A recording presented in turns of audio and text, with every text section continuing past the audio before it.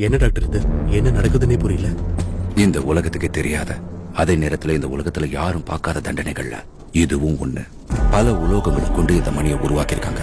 இதுக்கு கீழே யாரையாவது தலைகீழ தொங்க விட்டு மணி அடிச்சாங்கன்னா இதுல இருந்து வர சவுண்ட்னால முதல்ல அவனோட ஏர் ட்ரம்ஸ் கிழிஞ்சு எதுவும் கேட்காம போயிடும். அடுத்த 2 மணி சத்தத்துக்கு மூளையோட நரம்புகள் வெடிச்சு இன்டர்னல் ப்ளீடிங் ஆரம்பிச்சு BP 0க்கு வந்து குத்துயிரும் கொலையுருமா செத்து போவாங்க.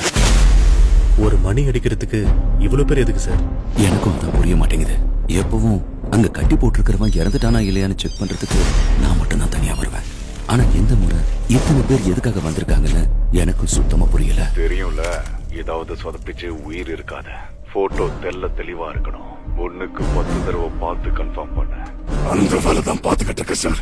நீங்க கவலைப்படாதீங்க.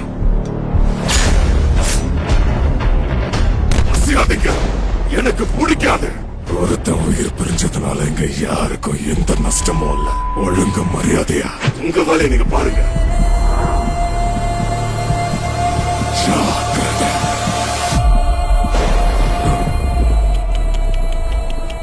எதுக்கு பயப்படுறீங்க? இவர் என் பாஸ். ஆனா கொஞ்ச நேரத்துல சாக போறாரு. இந்த முடிவு தான் அவர்தான்.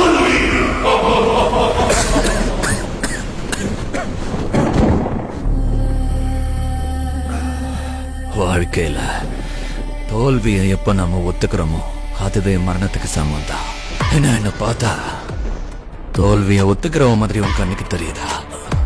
ஆமா, சாவ பத்தி இவ்வளவு பேசுறிய. ஒன்னு கேக்குற, உண்மையிலேயே சாவுனா என்ன?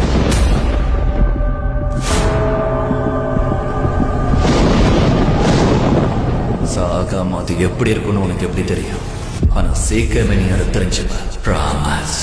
பாஸ்ங்கிறாரு, ஆனா அவருக்கே தண்டனை கொடுக்கறாரு. ஏன் தெரியுமா? சில விஷயங்கள் மனித நியதிக்கு அப்பாற்பட்டது. அதெல்லாம் இருக்கட்டும், யாருன்னு அவரு? ஒரு மிருகத்தோட பலம் எதையாவது கடிக்கும் போது அதோட சக்தியை வச்சு தீர்மானிக்கப்படுது. ஒரு சாதாரண மனுஷன் கடிச்சா தோல்ல ஒரு சதுர அங்குலத்துல 150 பவுண்ட் ஃபோர்ஸ் இருக்கும். அதுவே ஒரு பெரிய சிங்கம் கடிச்சதுன்னா சுமார் 650 பவுண்ட் ஃபோர்ஸ் இருக்கும். யாருக்கும் முழுசா தெரியாத மிருக உலகத்துல பல சக்தி வாய்ந்த மிருகங்கள் இருக்கு. ஆனா ஒண்ணு மட்டும்தான் இது எல்லாத்தையும் விட உலகத்திலேயே ரொம்ப சக்தி வாய்ந்த மிருகமா எல்லாரும் நினைக்கிறாங்க. அது கடிச்சதுன்னா கிட்டத்தட்ட 40,000 பவுண்ட் ஃபோர்ஸ் இருக்கும். 40,000 பவுண்டா? அப்படின்னா 100 சிங்கம் கடிச்சா மாதிரியா?